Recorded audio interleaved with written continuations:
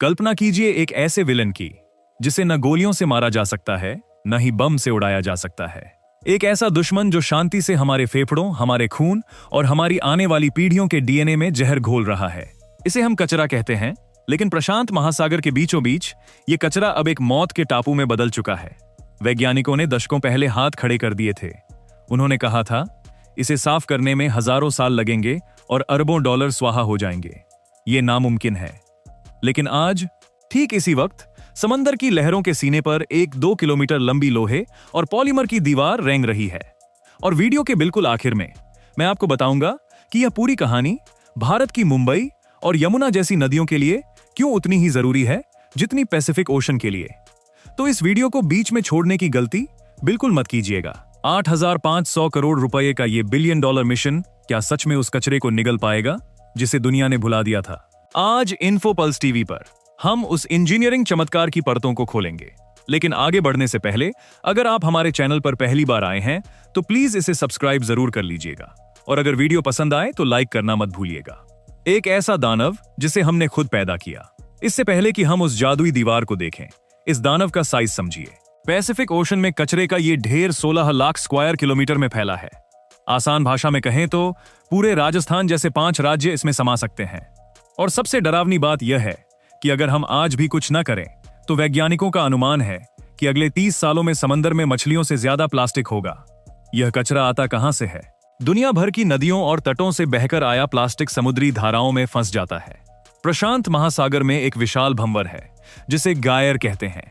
यह भंवर एक चुंबक की तरह दुनिया भर के कचरे को अपनी ओर खींचता है। यहाँ कछुओं के गले में फंसी प्लास्टिक की थैलियां और पक्षियों के पेट से निकलते बोतल के ढक्कन अब एक आम बात हो गए हैं। लेकिन यहाँ एक ट्विस्ट है जो आपको डरा देगा। ये कोई ठोस जमीन नहीं है, ये एक जहरीला सूप है। सूरज की अल्ट्रावायलेट किरणें प्लास्टिक को तोड़कर माइक्रोप्लास्टिक्स बना देती हैं। मछलियां इन्हें खाती हैं और वही मछलियां आखिरकार इंसान की प्लेट तक पहुंचती हैं। एक रिसर्च के मुताबिक हर इंसान हफ्ते भर में एक क्रेडिट कार्ड के बराबर प्लास्टिक खा रहा है। लेकिन क्या होगा अगर मैं आपसे कहूं कि इस विशाल समंदर को साफ करने का तरीका किसी वैज्ञानिक ने नहीं बल्कि एक स्कूल जाने वाले बच्चे ने खोजा था। $1 अरब वाले आइडिया का जन्म साल 2011 ग्रीस में छुट्टियां मना रहा एक 16 साल का लड़का बोयान स्लट जब समंदर में गोता लगाता है तो उसे मछलियों से ज्यादा प्लास्टिक की थैलियां दिखती हैं। बोयान ने एक सवाल पूछा, क्यों ना हम कचरे के पीछे भागने के बजाय कचरे को खुद अपने पास आने दें। जब बोयान ने अपना आइडिया दुनिया के सामने रखा तो वैज्ञानिकों ने उसे सिरे से नकार दिया। लोगों ने उसे पागल कहा। लेकिन 2012 में उसने एक टेड टॉक दी जो इंटरनेट पर रातों रात वायरल हो गई।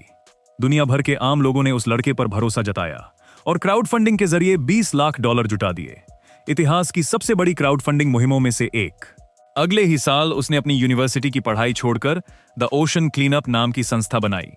महज 20 साल की उम्र में उसे संयुक्त राष्ट्र ने अपने सबसे बड़े पर्यावरण सम्मान से नवाजा और फोर्ब्स जैसी मैगजीन ने उसे दुनिया के सबसे प्रभावशाली युवाओं में गिना। शुरुआत में छोटे छोटे प्रोटोटाइप बनाए गए जो फेल हुए। करोड़ों रुपए डूब गए, लेकिन हर नाकामी ने उसे एक नए हथियार की ओर धकेला। और फिर जन्म हुआ सिस्टम 3 का। Secret technology. सिस्टम 3 आखिर कैसे काम करता है? इसे द जायंट वॉल क्यों कहते हैं? क्योंकि यह करीब 2.2 किलोमीटर लंबा एक तैरता हुआ बैरियर है। एक द यू शेप्ड बैरियर। इसे समंदर में यू आकार में तैनात किया जाता है। 2 बड़े जहाज इसे बेहद धीमी गति से खींचते हैं।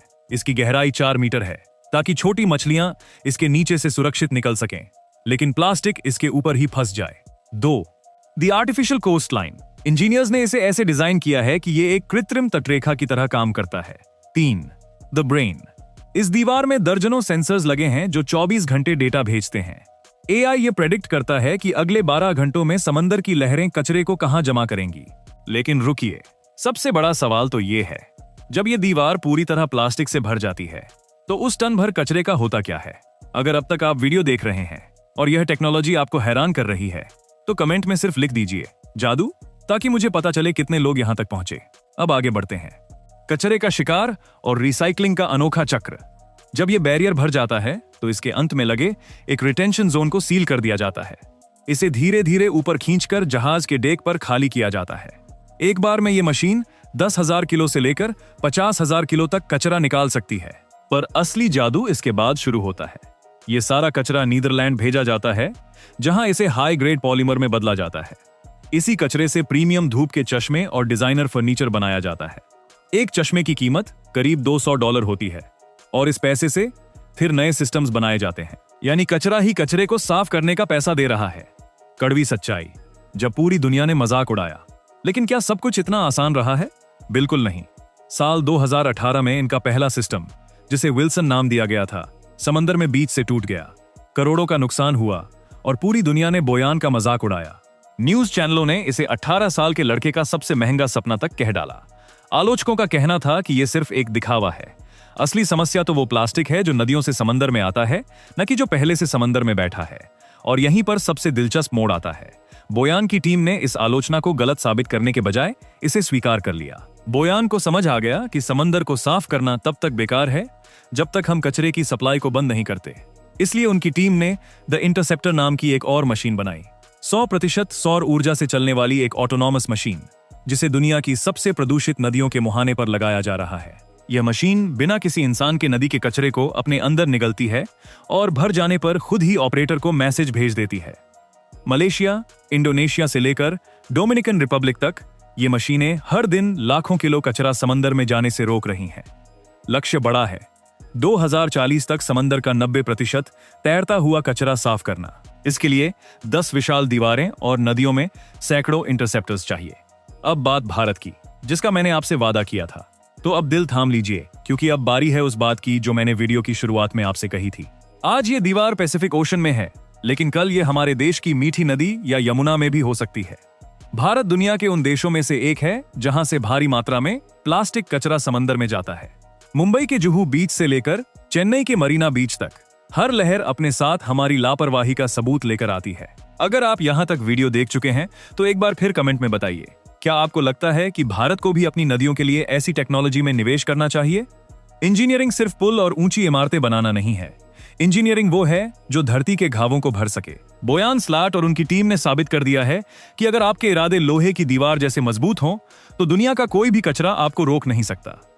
तो सवाल यह है, क्या भारत को भी अपने समुद्र तटों और नदियों के लिए ऐसे बड़े प्रोजेक्ट्स में निवेश करना चाहिए, या हमें सिंगल यूज प्लास्टिक का बहिष्कार करके अपनी आदतों को बदलने पर ज्यादा जोर देना चाहिए? कमेंट्स में अपनी राय जरूर दें। अगर आपको यह इंजीनियरिंग चमत्कार पसंद आया तो वीडियो को लाइक करें और शेयर करें। और अगली बार जब हम आपको बताएंगे कि कैसे नीदरलैंड के इंजीनियरों ने समंदर से लिए गए सिर्फ प्लास्टिक कचरे से एक पूरा तैरता हुआ पार्क बना डाला, तो उसे मिस मत कीजिएगा। इन्फोपल्स टीवी को अभी सब्सक्राइब कर लीजिए।